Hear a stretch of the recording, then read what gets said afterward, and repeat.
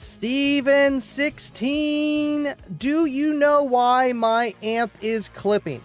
Man, you know, there are so many reasons why your amp is clipping.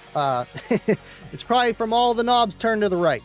No, it could be that, or it can just be lack of electrical, where your amplifier is straining to do what it can, but it can't because there's not enough voltage, not enough power, input power, and that can cause an amp to clip earlier than it would if it had sufficient power.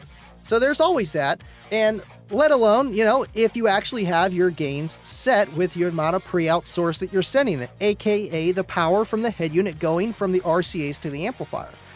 And there's a way to match it. We already did a nice Kicking with Andy show last Tuesday about, you know, DD1 versus SPL Lab and, you know, setting with the multimeter. There's ways to do it, and there's tools out there. If you haven't watched that, go check that video out. Got the point across of just showing, you know, what type of equipment to use to find out if you're clipping or not.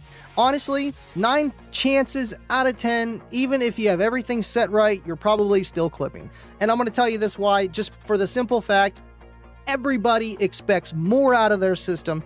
It may be getting louder, but you may be adding distortion, and that's clipping. So it all depends which way you look at it. It really does. But you can clip a little bit, you'll be okay.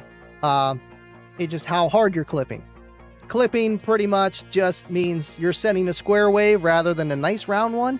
And let's just say subwoofers can't dissipate that heat quite as well. And yeah, that's what makes the subwoofers blow.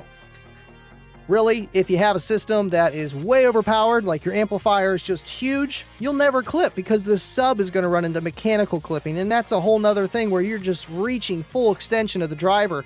And you're really never going to send a dirty signal. And I feel like that is the way to go. A little bit more so, but then sometimes people won't even hit that mechanical limit and they're just sending way too much power, and it doesn't matter if they're clipping or not, which they're not in that case. It's just too much power. So do I know why your amp is clipping? No, I have no clue. But there's a few ways to just kind of, you know, check your boxes and see what's going on with your setup.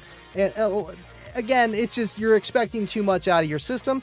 Upgrade the enclosure, upgrade your electrical, upgrade your subwoofers. Kind of have realistic expectations. If you want more, buy more, pay more. It's just the name of the game.